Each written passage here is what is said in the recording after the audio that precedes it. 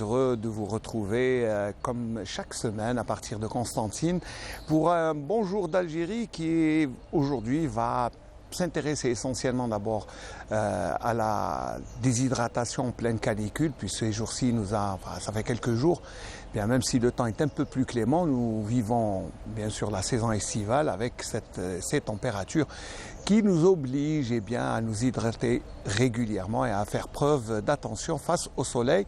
Le docteur Choubeila viendra nous en parler avec bien sûr ses conseils pour bien se prémunir. Ensuite, nous allons parler de tourisme.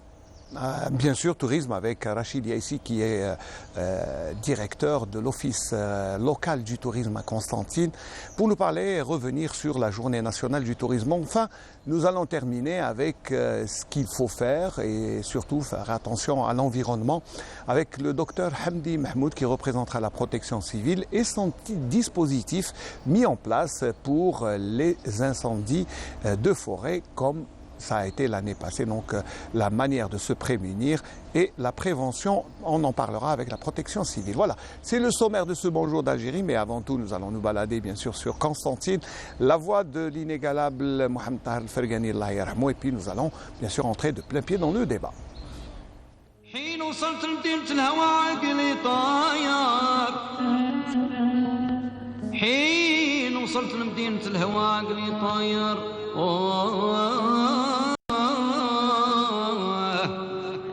قدمت على الموت في رضا نجمة مرادي وانا دخلت انا عقب الظلامي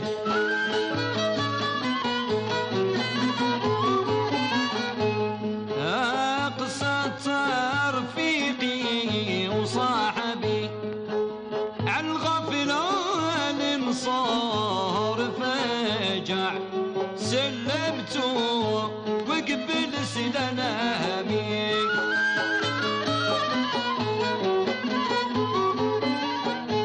وديك الساعة عانت له الخبر قال انا لرضاك طايع اختار اللي البلي بدنامي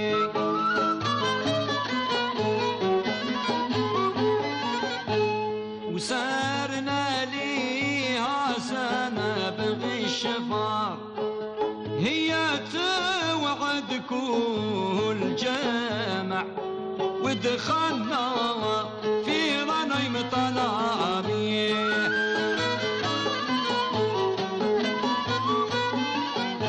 وفي عدة 20 أو كثار خبرتهم غيظ المسامع قمصت ايش في فرافع الله يا سود الريامي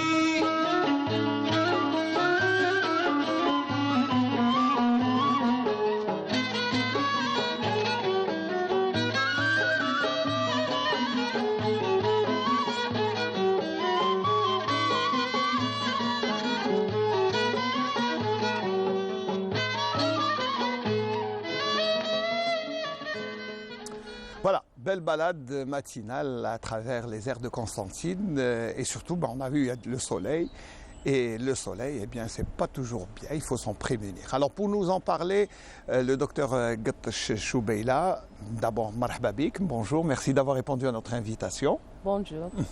Alors, c'est vrai qu'en plein été, la canicule, il y a le fait de déshydratation, on sent la soif, les personnes âgées sont sujettes à quand même beaucoup de complications, surtout pour les gens malades.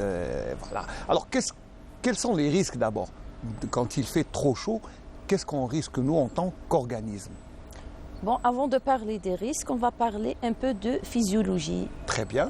Normale de l'organisme. Donc l'organisme, il a des mécanismes simples d'adaptation à l'augmentation de la température. Très bien. Parce que si la température de l'organisme augmente au-delà d'un degré, par exemple de 37 et tout, il y a des risques. Donc l'organisme va mobiliser en quelque sorte des mécanismes pour diminuer cette température. Bon, la température augmente lorsqu'il y a une exposition. Au soleil, Au c'est vrai, soleil, bon, par là, exemple. ou à la chaleur. À la chaleur. D'une façon simple, supérieure à 33, par exemple, degrés, l'organisme, déjà, il doit s'adapter, voilà, il va il commence. commencer ces mécanismes. Ces mécanismes sont... On a un thermostat dans le cerveau. C'est vrai que le cerveau, il est très intelligent.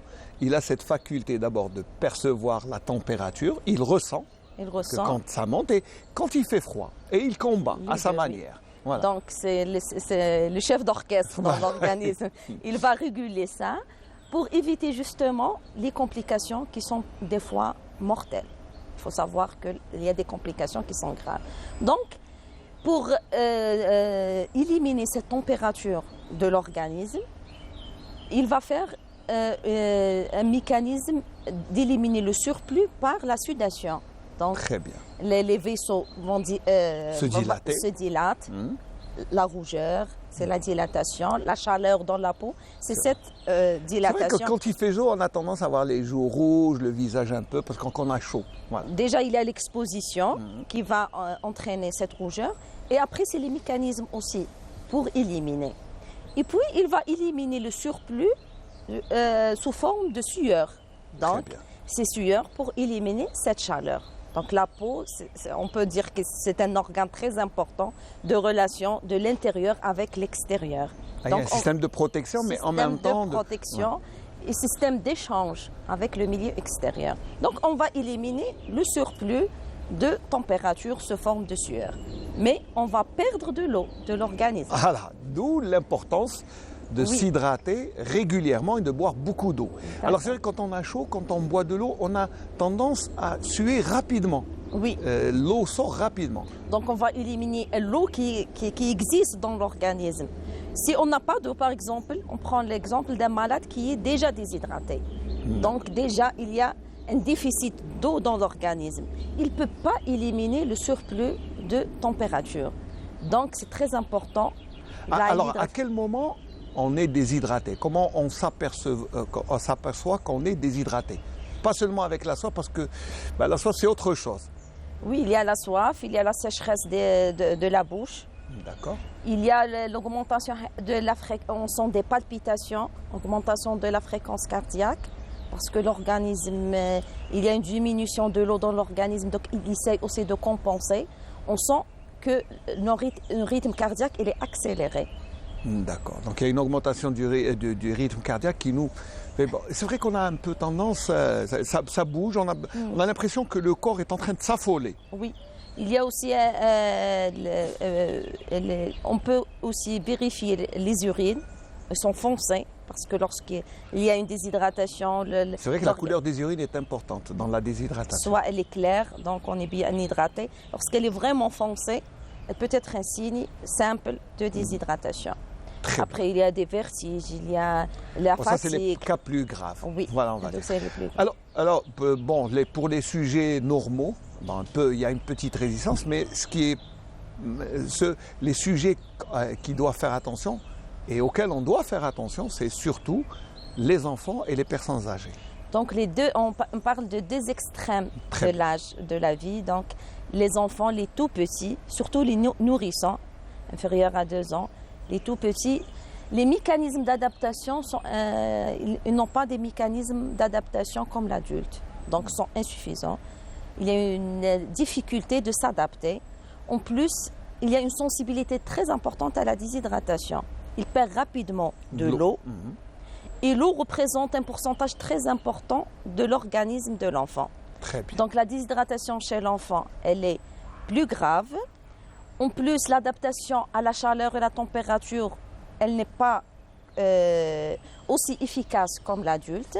Donc, ils ont des risques particuliers lorsqu'il y a l'exposition au soleil. Et en plus, ils ne peuvent pas vous dire « j'ai soif ». Surtout quand les nourrissons, ils peuvent pas les nourrissons, voilà. Oui. Ça, c'est un élément très important parce qu'ils ne peuvent pas exprimer la soif. Leurs besoins. Oui. Voilà.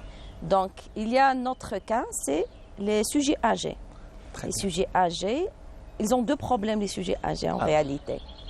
Le cerveau, qui est aussi le chef d'orchestre Pour aussi ça. Pour tout. pour organiser la quantité d'eau dans l'organisme d'une façon simple, l'état d'hydratation de l'organisme.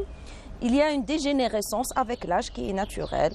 Donc, il y a les centres de soif dans le cerveau. Sujet âgé normal, ils ne sentent pas la soif comme un sujet. Voilà. Oui. La perception naturel. de la soif est un peu plus difficile chez la personne Elle est difficile, âgée. elle est diminuée, voire elle est absente. Donc, Pratiquement. oui, il D'accord. peut, avec l'âge. Donc, il y a une diminution de cette sensation de soif à cause de cette modification qui est physiologique avec l'âge. C'est tout à fait, on va dire, c'est une dégénérescence, somme toute naturelle. Naturelle. C'est la loi de la nature. Alors, et le deuxième problème, donc, si... C'est les maladies chroniques qui accompagnent en général des sujets âgés, des cardiopathies, des maladies du rein. Il y a plusieurs pathologies avec des médicaments aussi. D'accord. Donc, C'est vrai qu'il y a des médicaments qui drainent, oui. qui ont tendance à faire... Il y a des médicaments. L'objectif de ces médicaments, par exemple, c'est des diurétiques pour éliminer l'eau dans l'organisme. Il y a des objectifs thérapeutiques pour traiter des maladies. Mais lorsqu'il y a une augmentation de la chaleur en période estivale, cette modification de l'hydratation du patient par ces médicaments, s'il y a une exposition au soleil, donc il y a un problème d'adaptation. C'est pas comme le sujet normal, parce qu'il y a déjà le malade, par exemple, il est sous médicaments qui favorisent l'élimination de l'eau dans l'organisme. C'est pour traiter, par exemple, une pathologie cardiaque ou autre. Donc, ces patients, normalement, il faut faire attention à ces patients, les sujets âgés avec des cardiopathies, des maladies rénales, des maladies du foie. Donc, il y a toujours des médicaments il y a une modification de l'adaptation de l'organisme. Et c'est comme pour les enfants, il faut donner à boire au sujet âgé. Donc, il faut régulièrement. Il faut donner à boire. Il faut pas, parce qu'il ne peut pas aussi exprimer les besoins. C'est vrai qu'il ne ressent pas la soif. Il ne ressent pas. Là, c'est un point très, très important. Il faut donner à boire. Il faut... Régulièrement. Maintenant, ce qui est bien, c'est que dans les téléphones, on a des applications qui vous rappellent que vous devez boire de l'eau. Bon, chaque heure, vous programmez. C'est bien d'utiliser ces applications, je pense. Oui, et c'est bien de les utiliser. C'est des rappels. Donc, même pour les sujets âgés, même pour... Et donc, il faut prendre de l'eau régulièrement, même si on n'a pas soif. Oui. Il y a un autre cas aussi, les activités sportives intenses. On parle d'intenses. Alors, ceux qui font de la marche, ceux qui font du jogging, la course, là, c'est important de boire beaucoup d'eau. Nous, on voit, quand il y a, par exemple, des matchs de football, on voit les joueurs à chaque fois s'hydrater, ils boivent beaucoup d'eau, et ça, c'est important. C'est important parce qu'il y a une exposition au coup de chaleur d'exercice. Surtout, c'est l'augmentation de l'activité de l'organisme. Donc, les besoins sont augmentés. Donc, on doit compenser ça par une hydratation normale. Il faut boire de l'eau d'une façon régulière avant l'exercice et pendant l'exercice. Alors, les sujets aussi, les personnes qui travaillent en plein soleil, par exemple dans des chantiers, comme on a vu sur les images, ceux qui travaillent dans des chantiers ou dehors, je ne sais pas, il y a des gens qui ne travaillent pas obligatoirement dans un milieu où c'est climatisé, où c'est frais. Donc ceux qui sont exposés là aussi doivent prendre des précautions. Il faut se protéger. Il faut se protéger. Déjà les vêtements. Il faut par exemple porter des chapeaux, des casquettes. Ça c'est très important. La crème solaire aussi. Il faut l'appliquer d'une façon régulière. Il ne faut pas l'appliquer le matin, il faut appliquer la crème solaire d'une façon régulière. Bon, pour les femmes, c'est un peu, on va dire, c'est bien. Mais vous voyez, un homme prendre de la crème solaire et se badigeonner chaque 2 heures, chaque 3 heures, c'est un peu contraignant. Oui, mais il faut le faire, surtout si on est exposé. C'est pour protéger, pour protéger la peau. de modification de soleil. C'est pour protéger le corps, c'est pas pour, Pour faire C'est comme notre maquillage, c'est pas pour faire beau, mais non, mais c'est important de dire que les crèmes solaires aident à se protéger du soleil parce que il y a les risques de brûlure. Oui. Ça, c'est important. Quand on va en bord de mer, on a des fois la peau qui se régénère. Oui. Donc, c'est important de se protéger avec des crèmes. Pour l'homme ou pour la femme ou pour les enfants, c'est la même chose. Hein. C'est l'exposition, c'est la même. Les enfants doivent être plus prudents parce que la peau elle est plus sensible, Plus fragile. fragile, et les mécanismes d'adaptation sont modifiés.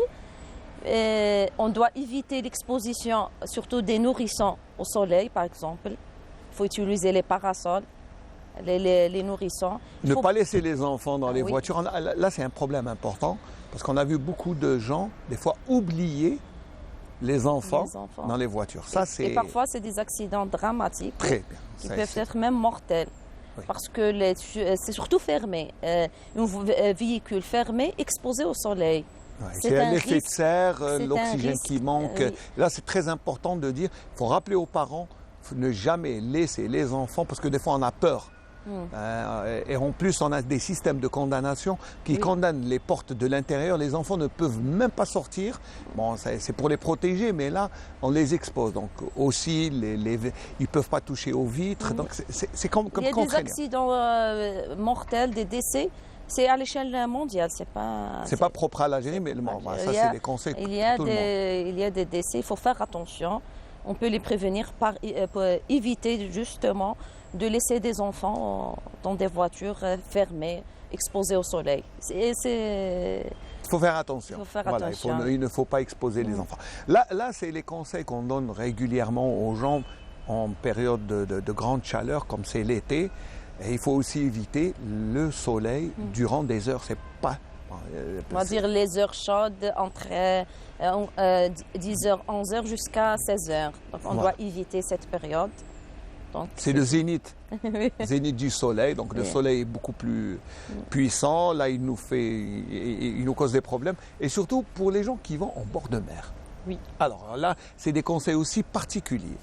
Oui, il faut éviter, pour les enfants, pour les sujets âgés, il faut les protéger, toujours. Il faut utiliser des crèmes. Il faut éviter aussi les modifications de température, par exemple l'exposition au soleil.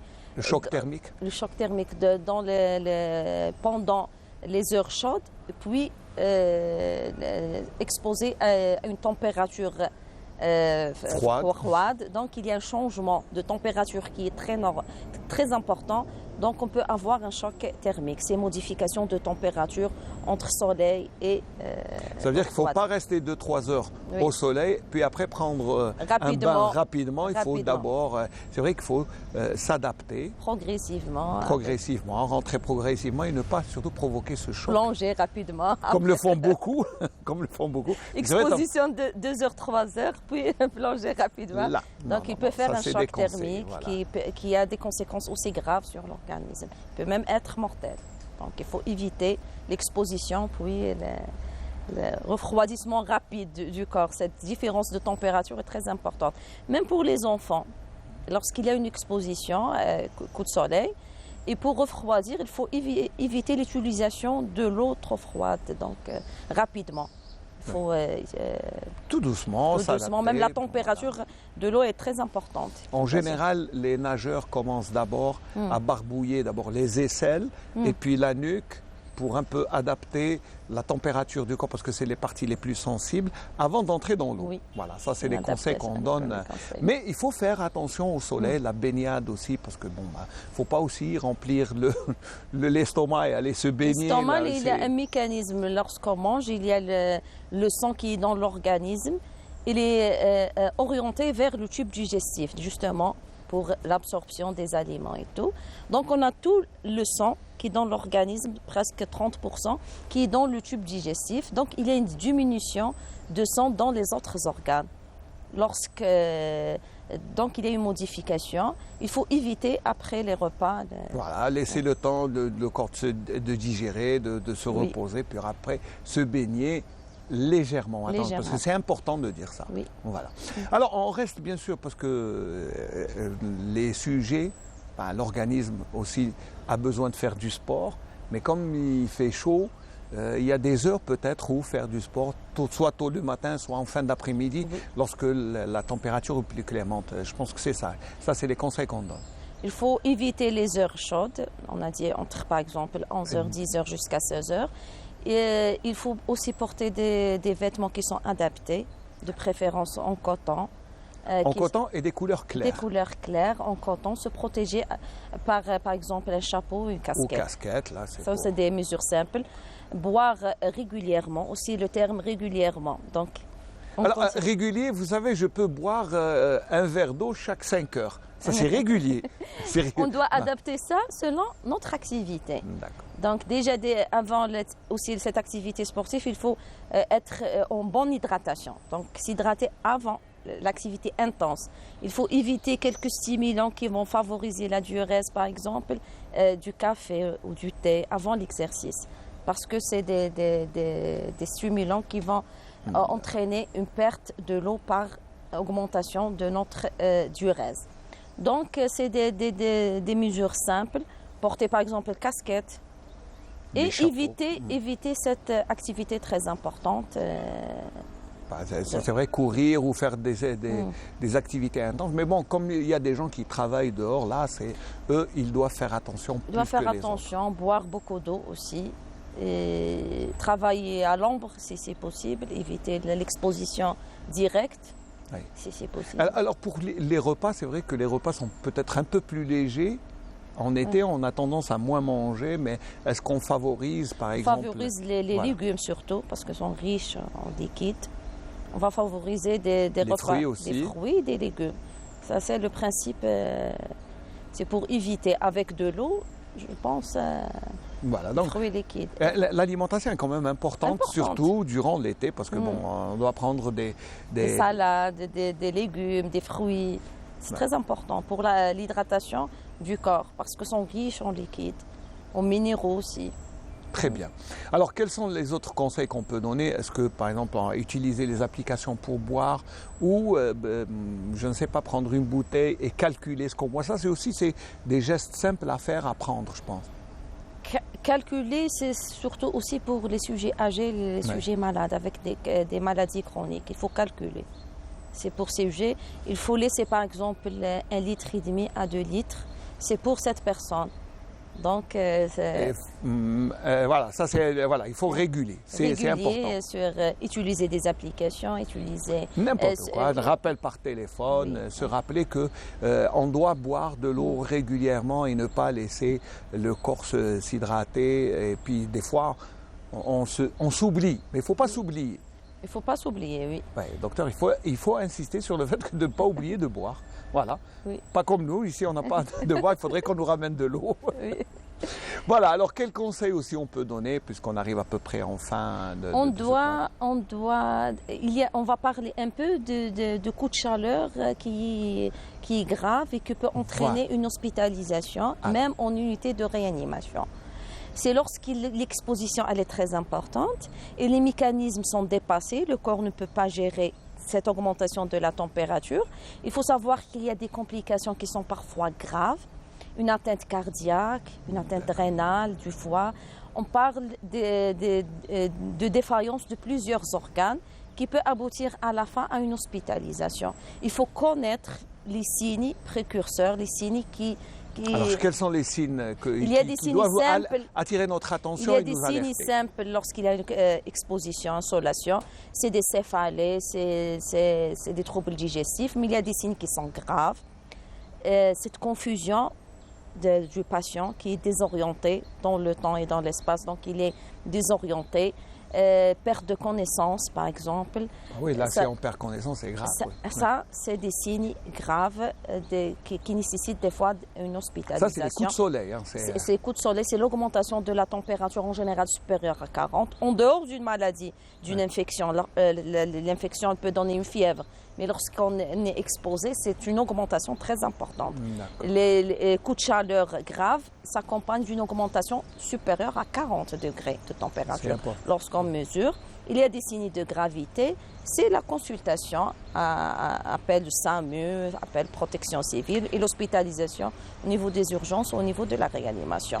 Et vous recevez beaucoup de cas dans le service réanimation, parce que je rappelle que vous êtes réanimatrice, donc est-ce que vous recevez beaucoup en période de chaleur, en période de canicule? Bon, je suis réanimatrice au CHU. On a 2 unités, l'adulte et la pédiatrique. Donc, il y a le taux de déshydratation très important chez des enfants qui sont exposés. On a des chocs, même des états de choc suite à des déshydratation lorsqu'il y a une exposition. Et c'est des malades, des fois, qui sont hospitalisés au milieu de réanimation. Donc, c'est des cas graves. Et pour les adultes, c'est on va dire décompensation des pathologies qui sont chroniques. Et c'était aussi, on va dire, que c'est un état grave et qui nécessite une prise en charge au milieu hospitalier, au milieu en réanimation. Ça veut dire que c'est grave si on a un coup de soleil. Oui, c'est grave. Être ça, grave. sans parler des brûlures qu'on peut se faire en étant exposé, parce que des fois on s'oublie et vous avez un coup de soleil et en même temps des brûlures. Là, c'est autre chose. Et on insiste surtout sur l'âge extrême, les sujets âgés et les enfants. Les sujets avec des cardiopathies, avec des médicaments qui modifient ces mécanismes. Donc, c'est le risque est le plus important. Ouais. Parce qu'on a tendance à oublier qu'il y a des gens qui sont hospitalisés pour des coups de soleil. Oui, il y a des études sur les coups de soleil. C'est un mécanisme, il déclenche une inflammation dans l'organisme et des mécanismes vraiment complexes qui aboutit à la fois à une défaillance de tous les organes qui nécessitent des fois des prises en charge vraiment lourdes dans des services de réanimation. Et ça peut durer une durée d'hospitalisation de quelques jours, voire plus, quand c'est grave. Voilà. Alors, quel conseil on donne enfin, parce qu'on arrive à la fin de ce premier plateau on a parlé de déshydratation, de coups de chaleur et surtout de canicule. On va insister surtout sur la prévention. C'est la prévention, c'est éviter de sortir pendant les heures chaudes, éviter si c'est possible, boire de l'eau d'une façon régulière et donner à boire aux enfants et des sujets âgés, utiliser des crèmes solaires, porter des vêtements qui sont adaptés avec une protection des chapeaux et des casquettes. Éviter de laisser les enfants dans des voitures fermées, exposées au soleil. Et surtout, lorsqu'on a dit boire beaucoup d'eau, il faut éviter aussi de boire 4 et 5 et 6 litres excessivement, parce que c'est dangereux aussi pour le corps. Très bien, voilà, il faut rester modéré dans tout, voilà. Docteur Chourbeyla Gattesh, merci d'avoir répondu à notre invitation. Je vous remercie d'avoir été ce matin avec nous et puis surtout nous donner de précieux conseils pour essayer de sortir indemne des chaleurs de l'été. Merci, j'espère qu'on se retrouvera dans d'autres plateaux, Inch'Allah. On va faire une petite virée au milieu universitaire. Les étudiants qui ont décidé le week-end de passer, de célébrer la journée du tourisme à leur manière, en faisant d'abord une grande soirée et après en organisant une randonnée. On va voir la première partie du sujet réalisée par notre ami Nabil Yagoubi.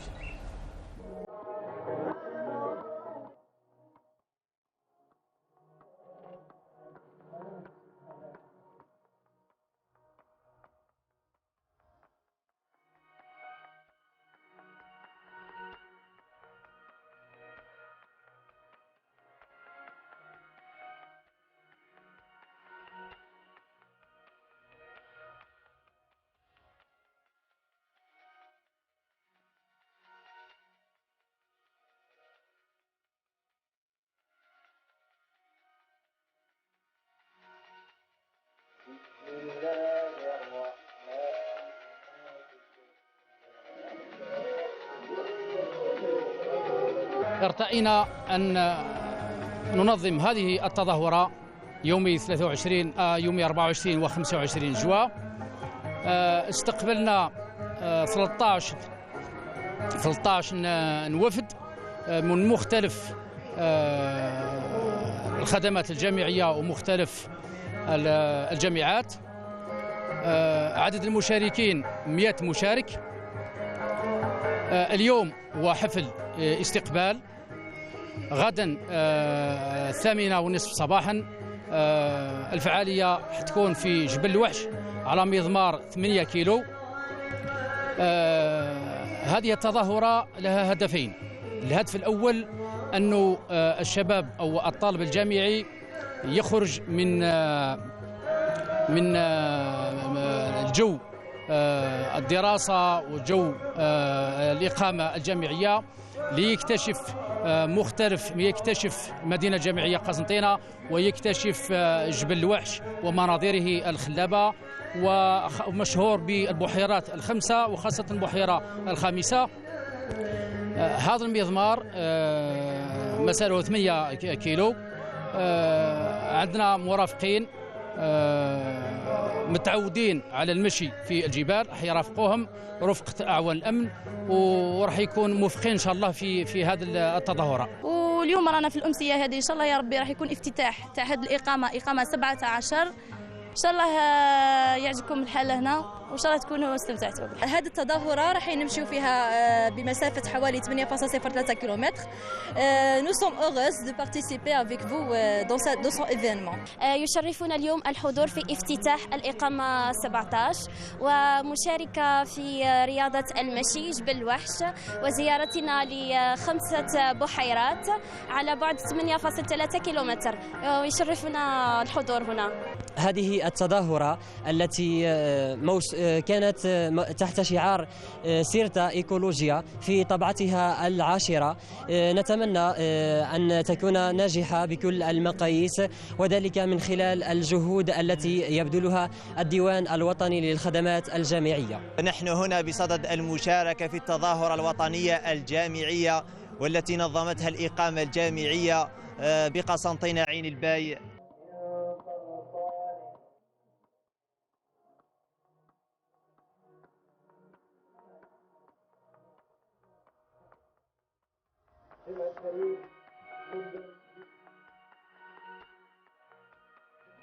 كأنني بين أهلي وبين ناسي.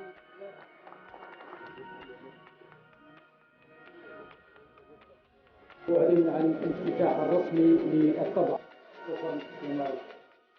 Voilà, belle ambiance pour préparer la journée du tourisme.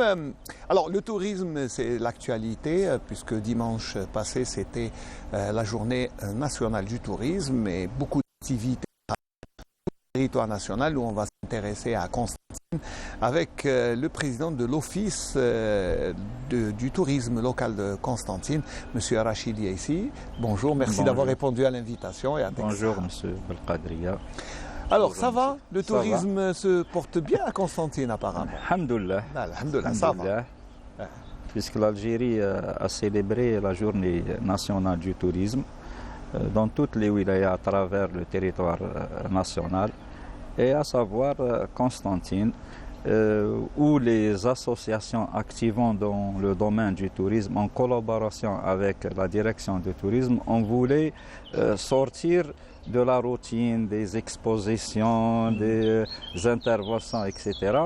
Ils ont organisé une sorte de visite, une randonnée à la vieille ville de Constantine, suivie d'une assise au jardin de Sousse. Avec le concept de Qahwat al-Asr. Oui.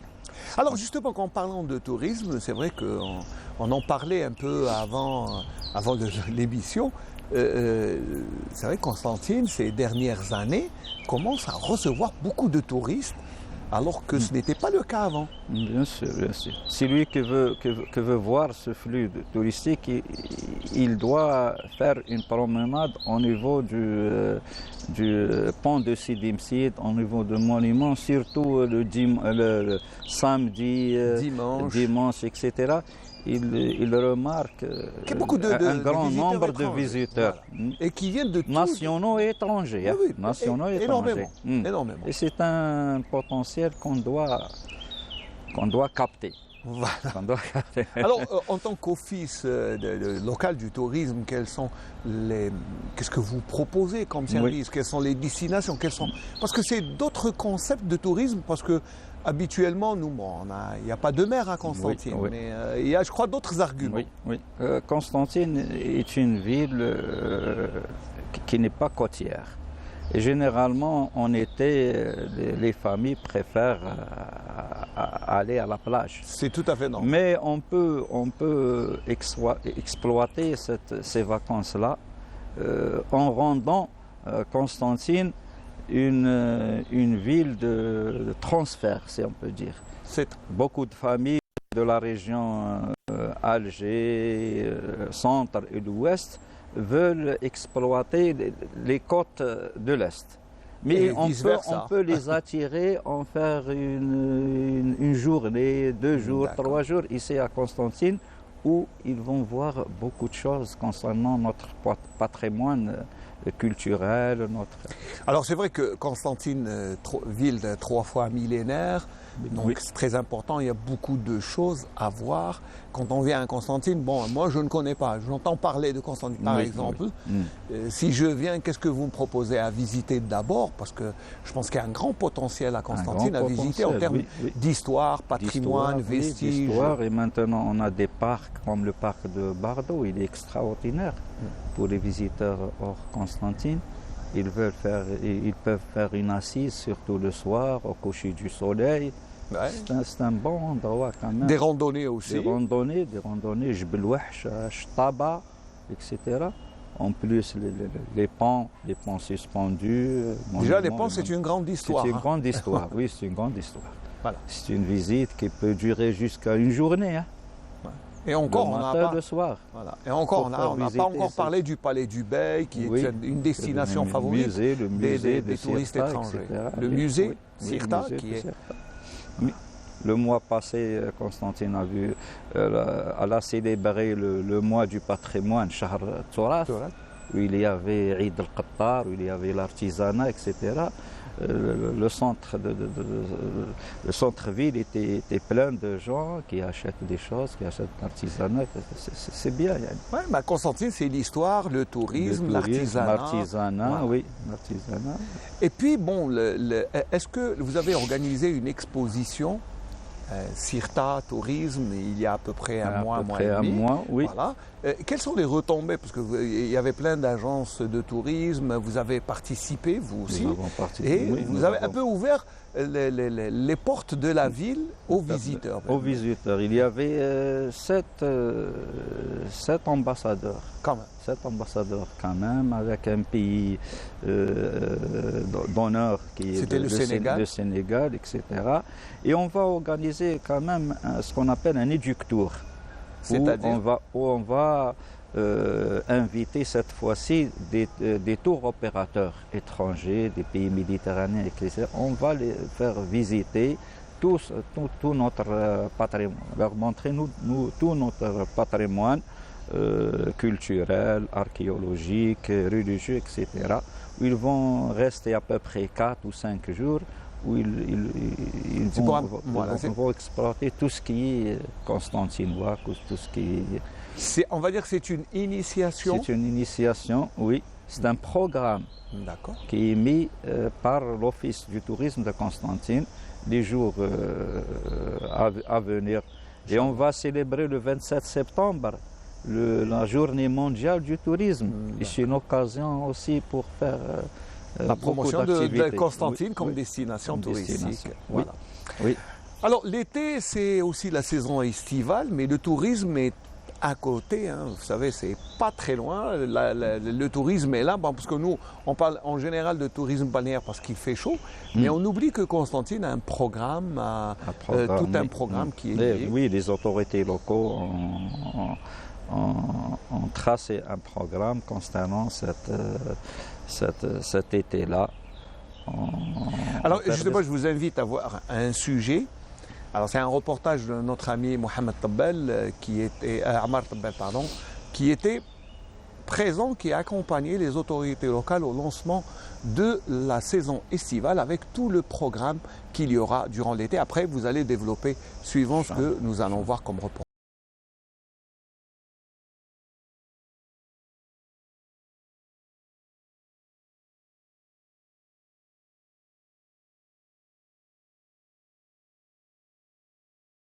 لموسم الاستياف 2023 ومن خلاله يعطينا إشارة انطلاق نشاطات عديدة، نشاطات تمس كل المحاور المتعلقة بموسم الاستياف. أولا فيما يخص المخطط الأزرق، خاصة ونحن ولاية داخلية، حيث خصصنا برنامج كبير من أجل نقل أبنائنا إلى السواحل الشرقية، خاصة الشرقية منها. كذلك أعطينا يسمى إشارة انطلاق لمعارض الصناعات التقليدية، وقسنطينة معروفة بالصناعات التقليدية، معارض تمتد على حوالي 3 أشهر، لأنه قسنطينة فيها هياكل عديدة لنقدر ننظموا بها هذه المعارض. هذا المعارض اللي راح تمس يسمى كل أنواع الصناعة التقليدية. أعطينا تعليمات باش تكون هذا المعارض يسمى مجانية من أجل إعطاء فرصة كذلك للحرفيين على مستوى قسنطينة وعلى مستوى كل الجهة الشرقية للمشاركة في هذه المعارض. موسم الاصطياف فيه محاور عديدة. موسم الاصطياف ماهوش غير السباحة أو التوجه إلى البحر، فيه الغابات. قسنطينة معروفة بالغابات الترفيهية نتاعها، خاصة في هذه السنة وين يسمى حتى الطبيعة كانت كريمة. موسم الاصطياف هو تحضير المحيط على مستوى الأحياء، هو الإنارة العمومية، هو النظافة، هو رفع القمامة، هو تأهيل الحدائق العمومية والمساحات الخضراء، هو توفير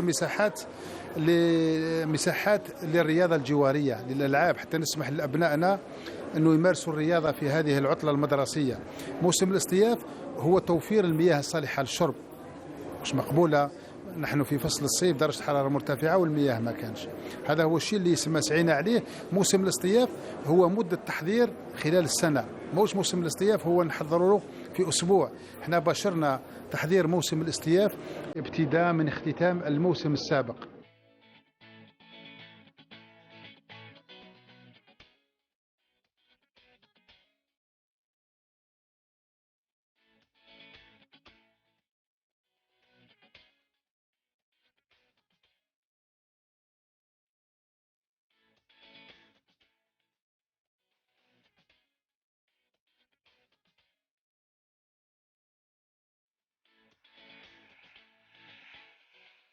استقبال موسم الاصطياف تم التنسيق مع مختلف القطاعات، لا سيما قطاع الثقافة وقطاع النقل وقطاع الشباب والرياضة، هذا بإجراء خرجات ميدانية تفتيشية ورقابية مسبقة قبل دخول موسم الاصطياف لكل الفنادق ومراكز الإيواء وكذا المسابح المعنية باستقبال الأطفال خلال هذا الموسم، سواء كانت مسابح تابعة للفنادق أو مسابح تابعة للفريق القطاع الشباب والرياضة.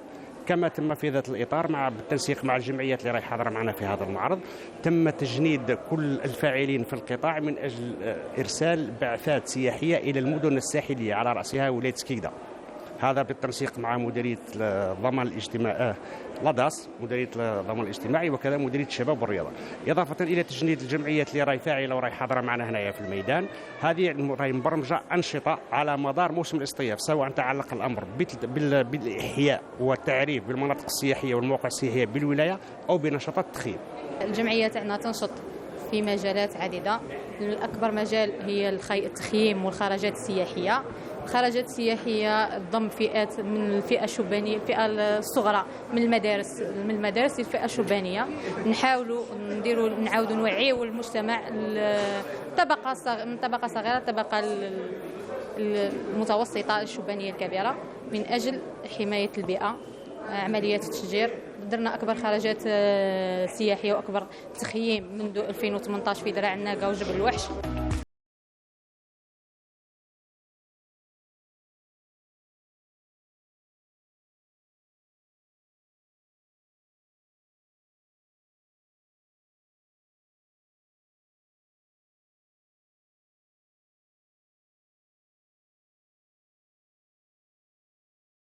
اليوم راح نحتضنوا نديروا الانطلاقه تاع البرنامج الازرق اللي تبدا اليوم ان شاء الله. عندنا عده برامج في عده مسابح على ولايه قسنطينه ان شاء الله. نرحبوا بالضيوف تاعنا على طيلت 3 اشهر تاع الصيف ان شاء الله. انطلاقه غتكون 5 جويي، المسافه حتى قسنطينه ان شاء الله كامل.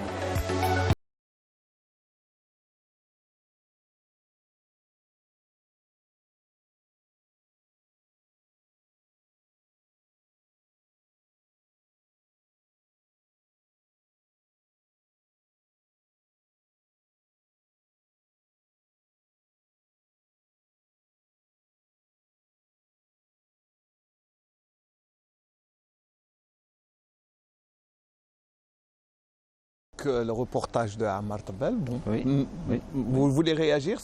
Oui. Et comme le Wali a dit, que la saison estivale n'est pas seulement la plage, etc. Il faut bien exploiter notre patrimoine environnemental, les forêts quand même. Constantine, il y a Jbel Wahsh, Chottaba, etc. Pour faire des campings pour les jeunes, pour les familles, pour les étudiants. On a aussi les piscines pour organiser des compétitions pour les jeunes, pour remplir un peu le vide de ces vacances-là. Quoique ce n'est pas le vide, hein. On a vu quand même, il y a des espaces de détente. C'est vrai que c'est les vacances scolaires et les enfants ont besoin de se divertir. De distraction, oui. Et il y a le plan bleu qui est dirigé par le plan bleu qui est un plan ancien. Voilà, c'est un plan ancien. Régulier, on va dire, chaque année. Oui, pour emmener les enfants au bord de mer à travers des excursions. Même concernant les hirafiyyin. Voilà, les artisans. Les artisans, ils peuvent faire des expositions dans les villes côtières. Ils ont à Skikda, à Naba, etc. Alors surtout Skikda, c'est la wilaya la plus proche. Donc avec l'autoroute est-ouest, c'est à 80 km. C'est 1 heure de temps. 1 heure de temps. Donc c'est vrai que Skikda est la destination privilégiée des Constantinois. Et il y a un pont. Surtout les week-ends, il y a un flux comporte des plages vierges, des plages extraordinaires. Marsa, Shtaibi. Et la promotion du tourisme, c'est ça, ça passe par ces destinations. Mais sinon, alors Constantine, on a vu quand même des circuits s'installer avec des guides qui vous emmènent un peu partout. C'est vrai qu'on propose beaucoup de circuits. Oui, c'est un travail fait par le ministère du Tourisme il y a 2 ans.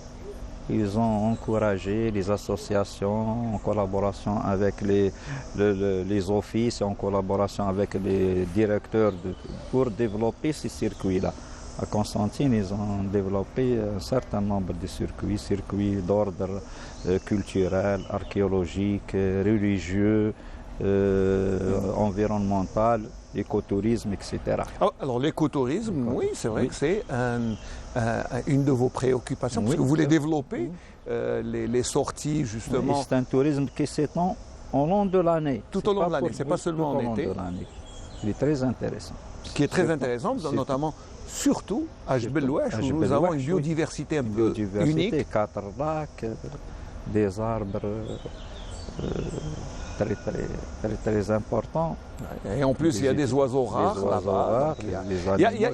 Il y a tout ce qu'il faut pour un peu intéresser le touriste qui vient. Et puis, il faut dire que les infrastructures hôtelières aussi se développent. Peut-être à un rythme pas comme on le voudrait, mais se développent quand même. C'est quand même. Il y a un certain nombre d'investisseurs qui sont intéressés par la construction des résidences, des petits hôtels urbains, etc. Il y a un certain dynamisme ici à Constantine.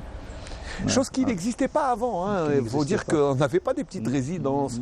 Même les gens ont tendance maintenant à louer les appartements, chose qui ne se faisait pas auparavant. Un certain nombre de visiteurs comme les Libyens, par exemple, préfèrent aller aux résidences parce qu'ils ils ont leurs petites habitudes, etc. Ils ne vont pas. Et c'est très intéressant de faire cette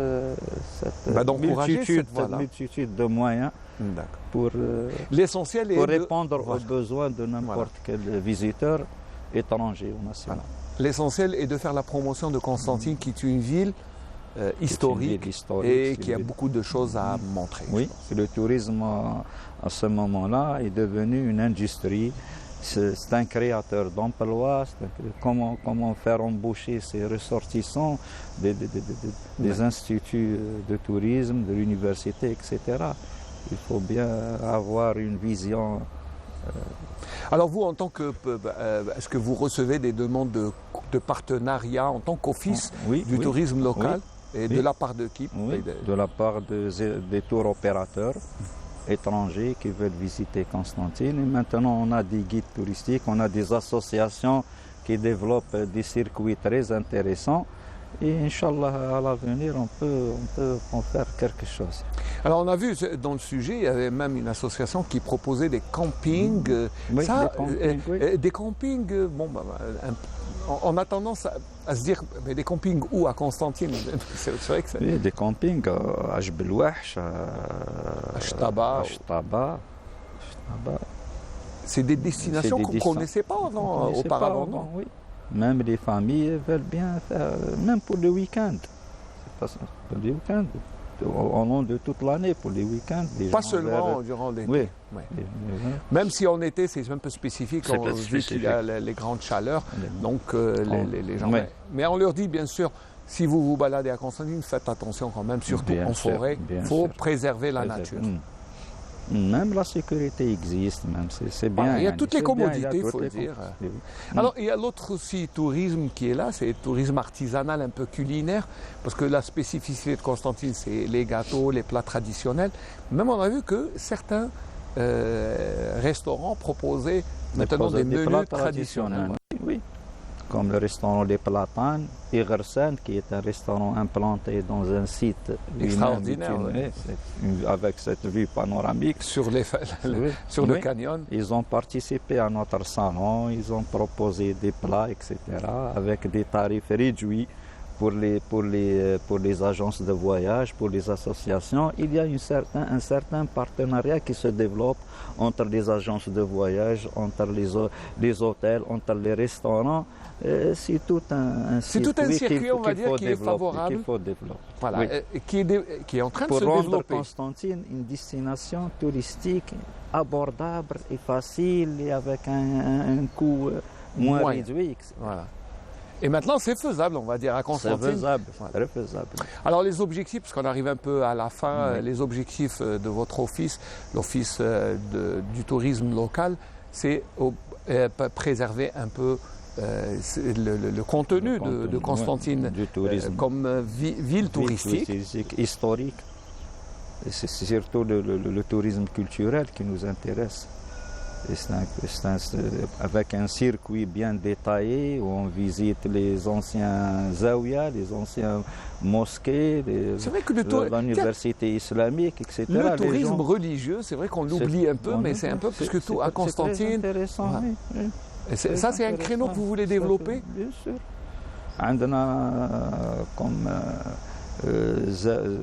بعد الزوايا les zawiyas qui ont un certain nombre de vieilles mosquées, etc. qui ont 3-4 siècles. La mosquée où Abdelhamid Ben Badis donnait des leçons, Jama' al-Khadar, il va bientôt être qui a été rénové, il faut le dire. etc. Il y a le Jama' al-Kbir. Oui. La grande mosquée Amir Abdelkader, que beaucoup de gens visitent, hein, vous savez, vous recevez beaucoup de visites. Les bus s'arrêtent. Ça ne s'arrête pas, ça ne s'arrête pas à visiter. Ça, c'est aussi une destination, c'est un créneau qu'on ne connaît pas, nous, mais qui est là et qui est prisé. On doit l'exploiter, on doit le promouvoir, on doit le montrer par le biais de la télévision. Oui, c'est une médiatisation qui est là. C'est très intéressant, oui. Non, mais maintenant, il faut dire que le tourisme constantinois est un peu plus médiatisé qu'avant, il faut le reconnaître. Bien sûr. Maintenant, on parle plus grâce aussi aux réseaux sociaux. C'est vrai qu'il y a beaucoup. Il active trop les associations, la direction du tourisme, l'office local du tourisme. Et on travaille en collaboration pour promouvoir ce produit touristique constantinois. Et il est là, il existe. Il existe, oui. Alors on l'a dit, hein, vous proposez plusieurs genres de tourisme, culinaire, artisanal, patrimonial, religieux, culturel, c'est important. Historique. Voilà, historique, c'est une grande diversité quand même. Grande diversité. Et vous arrivez à gérer tout ça? Inch'Allah, on essaye. Voilà, comme on arrive à la fin, donc vos objectifs, voilà, pour terminer, Oui, peut-être notre un mot de fin. objectif est de promouvoir le tourisme local et de rendre Constantine une destination touristique d'excellence et de mettre tous les moyens à bord, les moyens d'accueil, les institutions, les établissements hôteliers, les agences de voyage, les guides touristiques pour faire des formations, pour qu'ils se spécialisent dans les différents sites de tourisme archéologiques, historiques, religieux, écologiques, etc.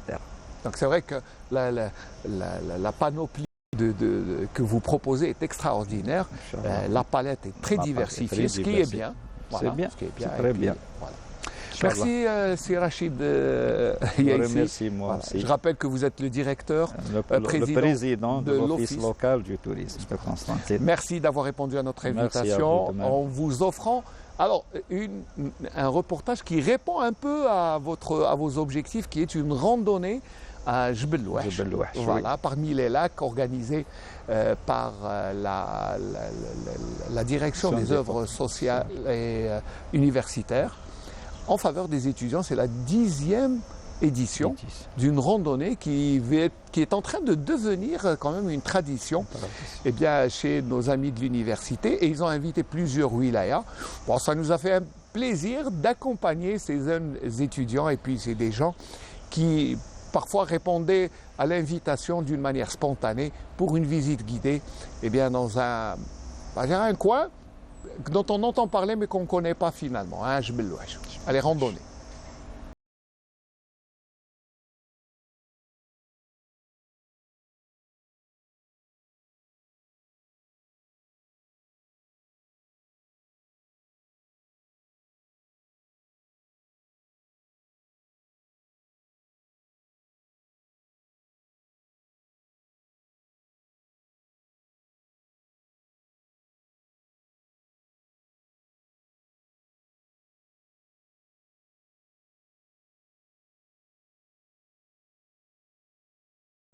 اليوم الوطني للسياحة ارتأت مديرية الخدمات الجامعية وسط باه دير خرجة كما هذه، خرجة ترفيهية، خرجة تعريفية لمنطقة جبل الوحش.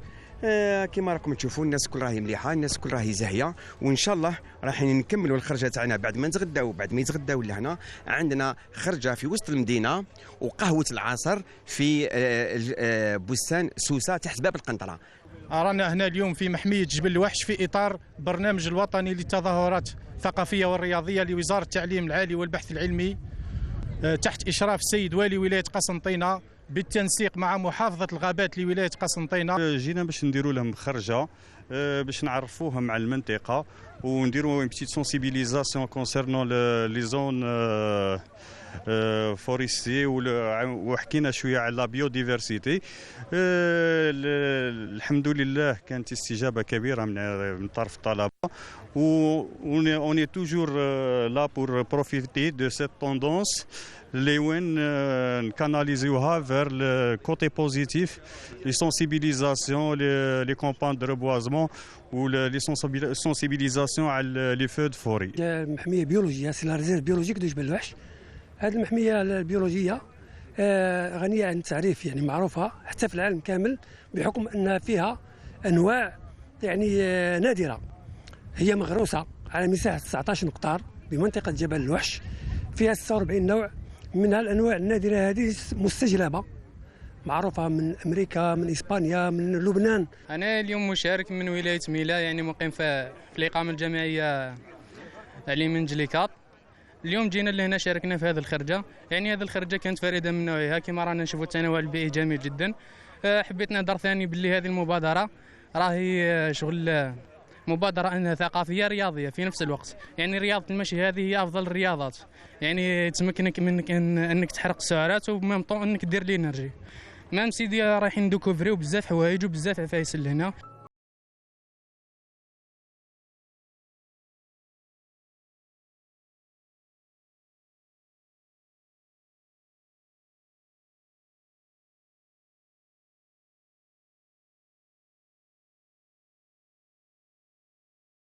كانت رحلة شيقة، شفنا بزاف أمورات. نشكر الطاقم القسنطيني خاصة الإقامة على هذه الخدمة. أنا عجبتني على الآخر. سي لا بروميير فوا اللي نخرج لهنا وفي هذه التظاهرة تاع المشي على الجبال. جو بونس كو هذه التظاهرة العاشرة اليوم في 24 من جوان. خرجنا هنا مع ولايات بزاف. هذه كانت تظاهرة لمتنا، وشرف الكبير يرجع لقسنطينة وسط، مديرية خدمات قسنطينة وسط، المنظمين تاعنا كامل هنا ليكيب اللي راه معنا. أنا من الصومال، أسكن في الجزائر. أنا جد مسرورة لوجودي هنا في الجزائر، وكانت رحلة طيبة جدا، وأنا سعيدة لوجودنا معكم هنا. مليحة بزاف ما شاء الله. Vraiment, nous avons l'honneur de partager avec vous, grâce à cette organisation, dans les randonnées, dans la marche de 10 km. Vraiment, ça a été vraiment une très bonne occasion de participer dans ce genre de tourisme de montagne. عرفنا des informations اللي ما كناش finalement نعرفوهم على جبل وحش، باللي هذه المحميات أسست en 1906. فيها plus de 40 types d'arbres ici qui existent ici. Premièrement, bon احنا شفنا كنا ديجا لو نون هذايا تاع جبل الوحش كنا ديجا نهابوا منه. Finalement c'est une montagne عادية. Bon, ce qui concerne les lacs, peut-être c'est la 6e lac que nous avons finalement visité aujourd'hui. Ce sont des lacs artificiels. ما همش تما من خلق ربي سبحانه. Ce sont des lacs artificiels qui sont vraiment très beaux. مليحة، عجبوني لي لاك كلش مليح. وش ثاني؟ طبيعة، الهواء نقي، كلش.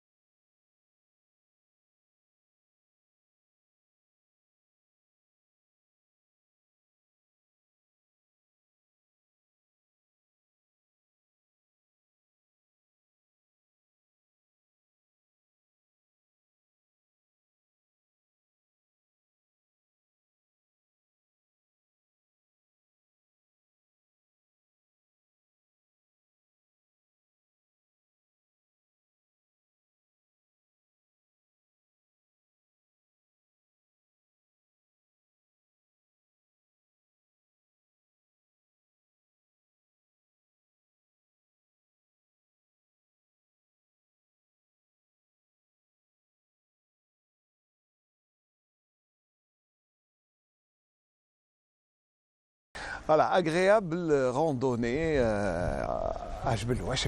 Moi, je vous conseille d'y aller. En tout cas, il fait bon, hein. Même quand il fait chaud, là-bas, il fait bon. Alors, juste avant de parler de forêt, de protection civile et d'incendie, je vais juste m'arrêter un petit moment pour présenter alors les félicitations à tous les enfants d'abord qui ont réussi leurs examens.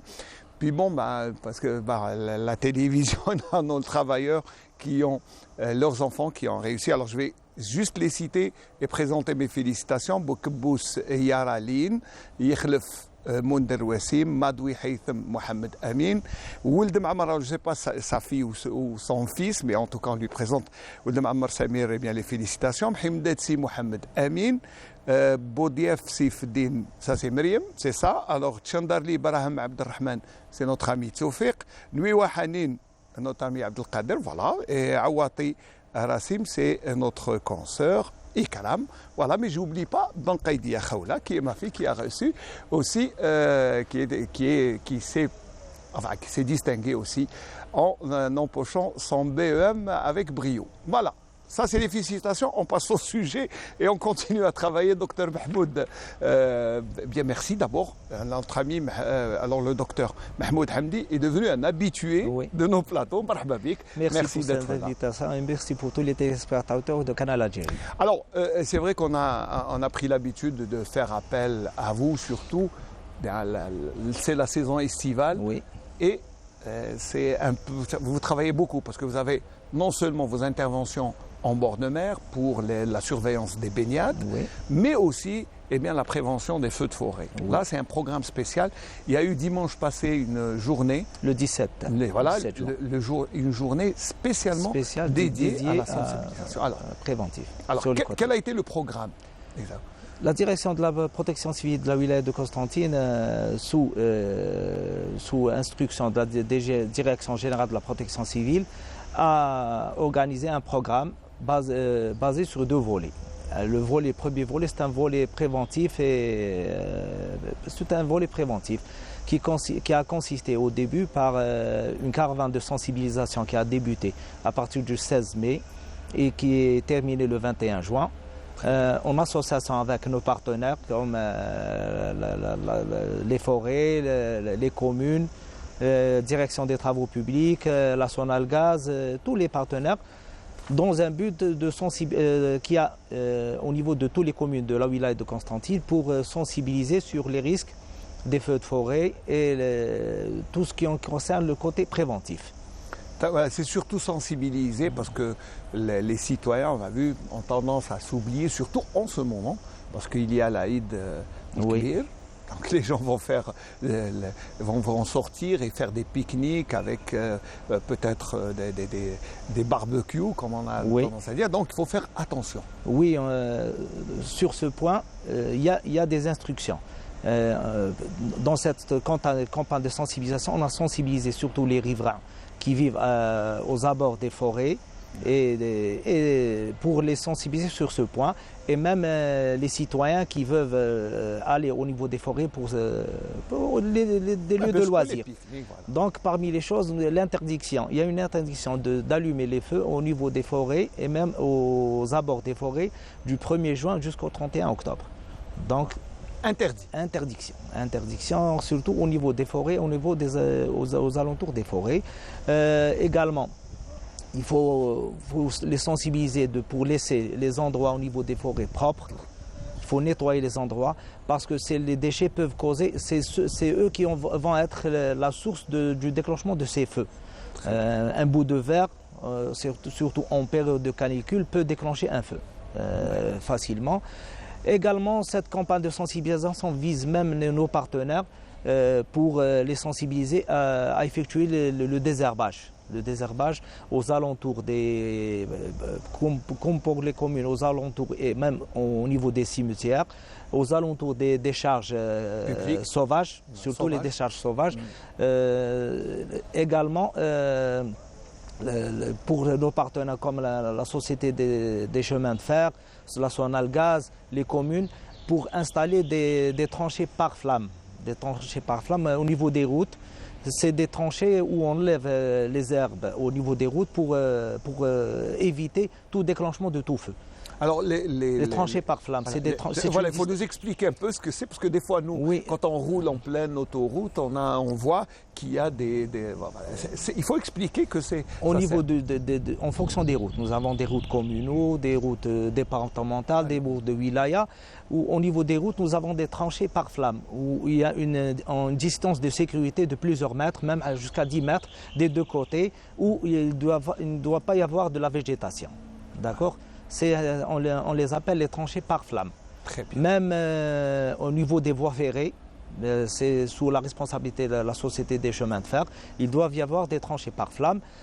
Pour la Sonalgaz, pour les poteaux de haute tension, également, il doit y avoir des tranchées par flamme circulaires, entre 10 jusqu'à 50 mètres, en fonction de l'importance de ces poteaux.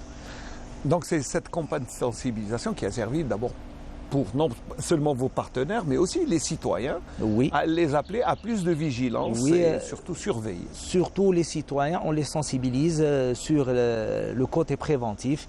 Ils doivent respecter les normes de sécurité, surtout au niveau des lieux de loisirs.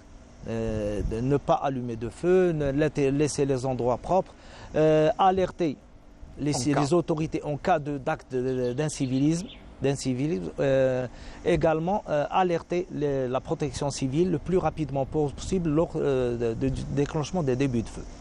On rappelle sur le numéro toujours. Sur le numéro d'urgence, numéro vert, le 1021. 10-21, il faut l'apprendre parce que c'est vrai que c'est l'été et les grandes chaleurs arrivent et le risque d'incendie, comme on a vu, l'Algérie a souffert. Surtout l'année passée. Voilà, l'année passée. Ouais. Et ce dispositif, cette campagne de sensibilisation, en plus, une deuxième campagne de sensibilisation va débuter à partir du 2 juillet jusqu'au 15 juillet, initiée par la Direction générale de la protection civile, les destinée en coopération avec les services des forêts, Surtout, elle est destinée aux riverains qui vivent à proximité des forêts, pour les sensibiliser sur le risque. Parce que la particularité des forêts qui existent au niveau de la wilaya de Constantine, c'est des forêts urbaines et suburbaines. On n'a pas des forêts hors de la ville. Hors de la ville, c'est au sein de la ville. Les forêts sont à proximité des villes. Ouais. Jebel Wahsh, Chettaba, c'est des forêts qui sont très proches de la population. Dar'anaka, c'est des forêts qui sont très proches. Donc, il faut sensibiliser cette population sur les risques et pour préserver ce patrimoine. Alors, notre ami Saïd Belaez s'est rendu à la wilaya d'El Taref, qui a été l'une des wilayas les plus touchées la saison passée avec les feux de forêt. Donc, il y a eu tout un programme, d'abord spécialement mis en place pour cet été. D'abord, sans campagne de sensibilisation, mais aussi programme conjointement élaboré entre la protection civile et la direction des forêts.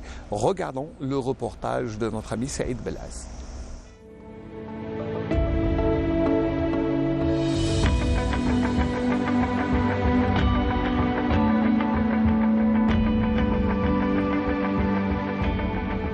بالنسبة لريت المتنقل راهو في كامل الجاهزية لتدخل سواء كان في حرائق الغابات أو حرائق المحاصيل الزراعية. من الناحية المادية اللي هي تتكون من 15 شاحنة متفرقة بين شاحنات من الوزن الثقيل وشاحنات من الوزن الخفيف، سيارة إسعاف، سيارات الربط.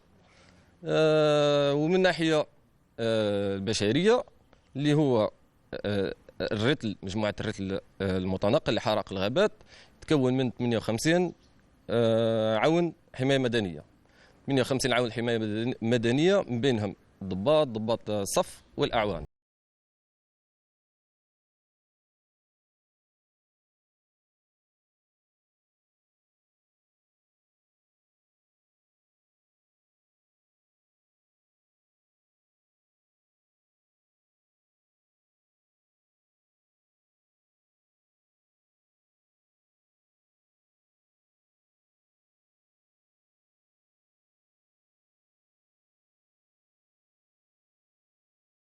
الإجراءات المبرمجة هذه السنة هو طبعا إنجاز أشرطة وقية أو أحزمة وقية حول طبعا السكنات، وأيضا حول الممتلكات الخاصة كالحقول الزراعية وأيضا البساتين واستبلاط الحيوانات، وأيضا حول المنشآت الخاصة والعمومية. دور هذه المنشآت طبعا هو حماية السكان، وأيضا وقف تقدم الحرائق إذا اندلعت، وأيضا التدخل السريع ضد الحريق باعتبار أنه يمكن استعمال هذه الخدمة كمسلك لتدخل الفرق الموجودة في عين المكان. قامت إدارة الغابات لواء الطرف مع مؤسسات سونالغاز أو سوناتراك في إنجاز خنادق ما تكونش هناك مسببات حريق على مستوى خطوط نقل الكهرباء. كذلك قامت إدارة الغابات في إنجاز خطوط لمجابهة المناطق اللي تكون فيها مؤسسات أمنية، مؤسسات عمومية.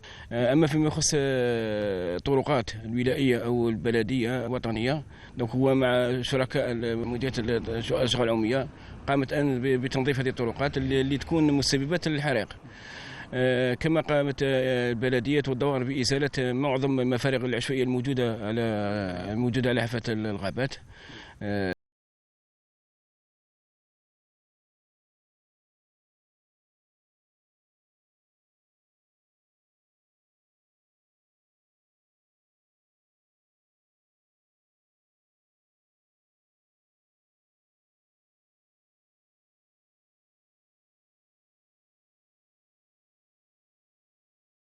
مستوى مدرج هبوط طائرة الهليكوبتر الذي تم إنجازه مؤخرا وراهو حيز الخدمة دونك على مستوى بلدية الشافية بجانب سد الشافية.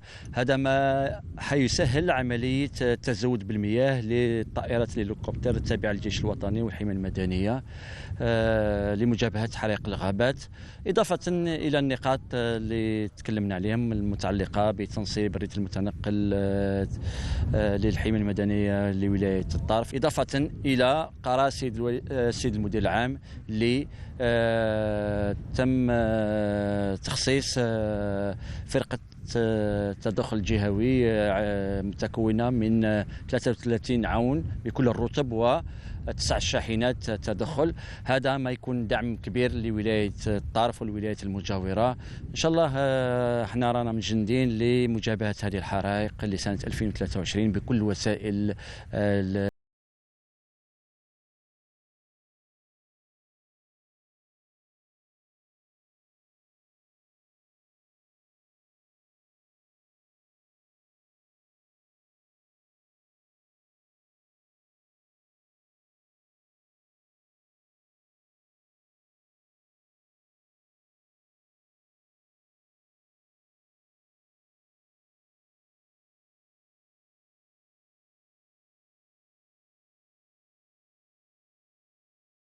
Wilaya de Tarf, qui je vous rappelle l'année passée a été fortement touchée par les incendies et cette année, eh bien, on sent quand même, docteur Mahmoud Hamdi, une grande mobilisation de moyens, que ce soit du côté de la protection civile ou des forêts. Oui, il y a un dispositif important qui a été mis en place. En plus des dispositifs les années passées, il a été renforcé par un dispositif plus important pour lutter contre le risque de déclenchement de feux de forêt et pour les éteindre le plus rapidement possible. Bon, on a eu quand même un dispositif régional, même local, mais aussi régional, pour essayer un peu d'aider toutes les régions. Parce que il n'y a pas seulement que le Tarf, il y a aussi Skikda, il y a Constantine. Tous les wilayas. Je vous ai parlé du volet préventif. Maintenant, le deuxième volet, c'est le volet opérationnel. Le volet opérationnel, c'est la disponibilité de toutes les unités de la wilaya doivent être prêts pour toute intervention 24 heures sur 24 en permanence en cas de toute intervention. Le deuxième côté, sur le plan opérationnel, au cours de l'installation d'un dispositif pour accompagner la période des récoltes, des moissons. On a tendance à l'oublier, mais il y a aussi risque d'incendie. Donc chaque année, on a un dispositif dédié à ça. On accompagne tous les agriculteurs sur la période de moisson. Également, ce qui a été dit, l'installation au niveau de tous les wilayas du territoire national, même à Constantine, de la colonne mobile. La colonne mobile a été installée à partir du 20 juin au niveau des unités principales. Cette colonne mobile, c'est un dispositif opérationnel dédié à renforcer ce dispositif. Il est composé de 58 éléments, tout grade confondu, et de moyens matériels, dont 9 camions citernes pour lutter contre les feux, un bus, une ambulance, un camion dédié au matériel, également un véhicule de liaison et en plus d'un lot de matériel manuel de la lutte contre les feux comme les pâtes à feu ou les sous-pompes. C'est des outils qu'on peut utiliser pour se déplacer au niveau des endroits où les engins ne peuvent pas y arriver pour essayer de limiter la propagation de ces feux. Donc il y a une quantité de matériel et de moyens humains qui sont mobilisés. Le but de ces colonnes mobiles, c'est d'être le renfort pour les unités locales. Les premiers intervenants, ce sont les unités. Les unités, ce sont eux qui vont intervenir en premier. En deuxième lieu, c'est les colonnes mobiles. Qui viennent en renfort. C'est comme si c'était, on va dire, une brigade. Une brigade dédiée à ça. Dédiée et qui est là pour intervenir pour renforcer. Pour renforcer.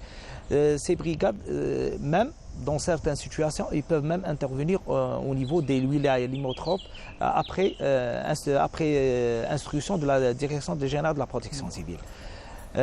Également, en ce qui concerne au niveau de la wilaya de Tarf, qu'il va y avoir une installation d'un détachement régional. À partir du 1er juillet, la direction générale de la protection civile va installer des détachements régionaux, dont celui de Tarf à l'extrême est, qui va regrouper un certain nombre de moyens dans le but de renforcer les wilayas à grand risque, on va dire. Grand risque dans le côté intervention régionale, pour renforcer les unités sur le camp. Avec régional. Une dimension régionale. Ça veut dimension dire régionale. Voilà, Elle est dédiée pour renforcer les wilayas sur le plan régional. c'est la mobilisation dont on parlait. Oui. Là, c'est une grande mobilisation, moyens humains, logistique. Il y a eu l'installation au voilà. niveau de plusieurs wilayas, comme au niveau de la wilaya de Taref, au niveau de la wilaya de Stikikda, même d'autres wilayas, des pistes où ils peuvent assurer l'atterrissage d'hélicoptères qui vont être utilisés pour éteindre des feux. Voilà, donc c'est le dispositif mis en place justement pour contrer l'éventuel incendie. On sait que chaque année c'est récurrent, même c'est un phénomène naturel. C'est un phénomène naturel, mondial. C'est pas le propre même avec la situation du changement climatique, c'est le déclenchement de ces feux, l'élévation de la température mondiale, ça cause ces feux de forêt. Alors là, c'est bien sûr ça, c'est tout ce que vous faites en matière de protection de l'environnement, parce que c'est important, c'est l'environnement qui est sujet aux incendies, aux feux de forêt, mais aussi donc la sensibilisation des citoyens. Parce qu'on a vu quand même à Altar distribuer parce que les enfants sont, je crois, le premier véhicule d'information. Voilà, les enfants sont plus réceptifs. Pour cela même, ici à Constantine, lors de ces campagnes de sensibilisation ou de ces caravanes, même il y a eu la journée au niveau du centre culturel Eid al-Khalifa, une journée d'études sur la saison estivale pour expliquer aux citoyens toutes les recommandations, toutes les dispositions préventives qu'ils doivent prendre en cas de s'ils se déplacent au niveau de ces lieux de loisirs, au niveau des forêts ou là, au niveau de tout lieu de loisirs, de respecter la nature et de respecter la nature et de ne pas allumer de feu, de ne pas... Il y a des dispositions préventives à on a dit que c'était interdit d'allumer le feu du 1er juin jusqu'au 31 octobre. Voilà, c'est interdit, n'allumez pas, n'essayez pas, parce que préférez plutôt, alors si vous barbecue à faire, autant le faire en bord de mer. Oui, en bord de mer. Voilà, je crois que c'est plus judicieux et c'est plus sécurisé. Voilà, avec le sable, il n'y a pas de risque de forêt. Voilà. Oui, comme vous dites, même au cours de cette journée, on a distribué des dépliants où il y a toutes les recommandations, tous les risques qui peuvent inhérer à ce problème. Alors là, on parle de feux de forêt, mais vos missions plutôt quotidiennes continuent. Vous allez continuer à surveiller les routes et intervenir lors des accidents de la circulation routière. Ça, c'est votre travail au quotidien, ça ne s'arrête pas. Surtout, la wilaya de Constantine, c'est une wilaya qui est transit. Voilà. Donc tous les gens transitent par Constantine, donc les risques d'accident, surtout au niveau de l'autoroute, même au niveau des routes nationaux, c'est un risque important. Donc notre dispositif continue avec la mobilisation de tous nos éléments 24 heures sur 24 pour y remédier. Et même nous faisons des combats de sensibilisation en coopération avec la police et la gendarmerie nationale sur ce point.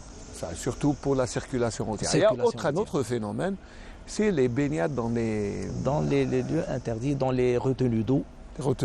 Donc ces lieux ne sont pas protégés. Donc les retenues d'eau sont faites pour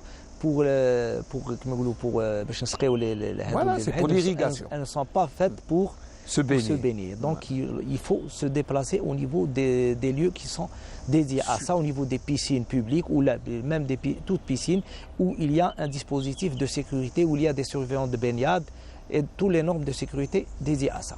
Et c'est surtout éviter de se baigner dans les lacs, les retenues collinaires, les retenues d'eau, voilà, dans les bassins. Et éviter aussi, parce que des fois, on le voit, dans des ronds-points où il y a de l'eau, les enfants ont surtout les enfants au niveau des ronds-points. Oui. Là, c'est les parents, je pense. Oui, c'est les parents qu'il faut surveiller les enfants. Il faut les surveiller parce que même il y a un côté hygiène, c'est pas des lieux qui sont propres. C'est pas de la baignade. C'est des lieux qui sont propices au développement de microbes et même de toute pathologie. Donc il peut y avoir des risques pour des infections à ces enfants. Donc il faut les surveiller et ne pas les laisser. Là, c'est le côté médical. Voilà, c'est important de le dire parce que le docteur Mahmoud Hamdi est d'abord médecin avant d'être pompier. Voilà, c'est d'abord médecin. Il faut éviter parce que c'est pas hygiénique de se baigner dans les jeux d'eau, c'est pas bien. Oui, puisque les piscines sont réglementées. il y a un contrôle quotidien de l'eau, niveau de chlore, même niveau microbien, il y a un contrôle quotidien en ce qui concerne. Donc c'est plus sécurisé et en plus il y a des surveillants de baignade qui surveillent ces piscines. Là, c'est la vigilance des parents. Je pense que les enfants sont un peu inconscients. Oui. Donc là, c'est peut-être un appel qu'il faut les lancer surveiller aux parents. Ah oui, c'est un appel général à tous les parents de surveiller les enfants, surtout en période de canicule. Nous avons eu beaucoup de décès d'enfants, surtout en période de canicule, où l'élévation de la température se déplace au niveau de ces retenues d'eau, ou là même c'est des lacs, ou là au niveau des fois même au niveau des réservoirs d'eau. Ouais, là, c'est pas. Donc il faut surveiller les enfants et surtout si baignade il y a des piscines. Il y a des piscines, il y a des lieux dédiés à ça. Voilà. Et il faudrait mieux peut-être. Et même, on a vu tout à l'heure, il y a le plan bleu pour emmener les enfants en bord de mer. Donc vous conseillez, parce que là c'est réglementé. Il y a tout un programme qui est initié par tous les wilayas du territoire national, c'est le plan bleu, où en cours de week-end, il y a un certain nombre d'excursions au niveau des plages du territoire national du Nord. Donc il vaut mieux respecter ces consignes. Finalement, c'est du boulot, hein, docteur Hamdi. Oui, beaucoup de boulot. En été, ça ne s'arrête pas. En hiver, c'est le gaz. C'est les gaz, les inondations, le verglas. Le verglas, les accidents de la... Non, mais finalement, vous arrivez à trouver des moments pour vous reposer? Non, on peut trouver quelques moments. En plus, cette année, on a eu beaucoup d'événements comme le Chan, la Cannes, on aura maintenant les Jeux Panarabes. Est-ce que vous avez un dispositif spécial pour les Jeux Panarabes? Oui, c'est un dispositif qui va être installé pour assurer ces matchs de la Coupe du championnat du Jeu Panarabe. Oui. Quand même, vous restez un dispositif, oui. Merci. Voilà, Merci. Est-ce que vous avez un dernier mot avant de nous quitter, parce qu'on arrive à la fin de l'émission? Oui, la vigilance. La vigilance, il faut préserver ces lieux de loisirs. C'est notre patrimoine, il faut le préserver. Ça, parce que c'est vrai que c'est important de surtout appeler la vigilance pour la protection des forêts et de l'environnement, parce que c'est bien beau, on encourage l'écotourisme, le tourisme écologique, comme on l'a vu tout à l'heure, mais avec certaines conditions, c'est de préserver les forêts, c'est important. Voilà, peut-être vous, en tant que médecin à la protection civile, peut-être votre message passera mieux que le mien. Oui. C'est surtout appeler les gens à ne pas faire n'importe quoi. Oui, à ne pas faire n'importe quoi et protéger ces forêts qui sont notre oxygène, c'est notre vie. C'est ces forêts et ces lieux de loisirs, il faut les préserver. C'est eux qui vont nous donner cet oxygène qui va nous... L'oxygène qui nous fait vivre, parce que on s'en est rendu compte quand même durant le corona que l'oxygène était très important. Très important. Voilà, on a dû quand même avoir des extracteurs d'oxygène pour aider les malades. L'importance des arbres. Chaque arbre donne une certaine quantité d'oxygène. Donc il va diminuer, il va absorber le CO2. En absorbant le CO2, donc il va diminuer même la température ambiante. Donc il y a une amélioration du climat. Donc demain on conserve les forêts, demain on va conserver notre climat, on va conserver l'état de un climat agréable. Je crois qu'il faut en prendre soin comme la prunelle des yeux. De nos yeux, oui. Je crois que c'est ça. Oui, parce que Docteur Mahmoud Hamdi, je rappelle que vous représentez la Direction nationale de la protection civile, mais aussi vous êtes médecin à la protection civile de la wilaya de Constantine. Je vous remercie pour votre disponibilité, parce que là, quand vous venez chez nous, vous ne travaillez pas, et là, on est un peu désolé pour nos amis, mais bon, c'est important aussi, la sensibilisation, la médiatisation, c'est très important. Merci. Docteur Hamdi, merci. À très bientôt, Inch'Allah. Je rappelle seulement que durant 1h30, on est revenu sur l'actualité qui est bien sûr la canicule, les précautions à prendre en période de chaleur, le tourisme et enfin, bien sûr, la protection et la sensibilisation pour préserver nos forêts. Eh bien, je vous dis à l'avance, Eid Koum Moubarak, et puis comme c'est Yom Arafat, on souhaite un bon pèlerinage à tous nos Hadji et un retour, Inch'Allah, dans les meilleures conditions. Et puis surtout, en vous souhaitant un bon Eid, un bon week-end. J'espère vous retrouver, Inch'Allah, la semaine prochaine. Dans ce même endroit, un très beau jardin. On est sorti à l'air, je crois que ça plaît à tout le monde et tout le monde. Et puis c'est bien, ce qui est bien, c'est qu'il y a les oiseaux gazouillent et c'est bien. Voilà. Merci de nous avoir suivis. Très bon week-end, très bon Eid. Eid comme Moubarak. Et puis à la semaine prochaine, Inch'Allah.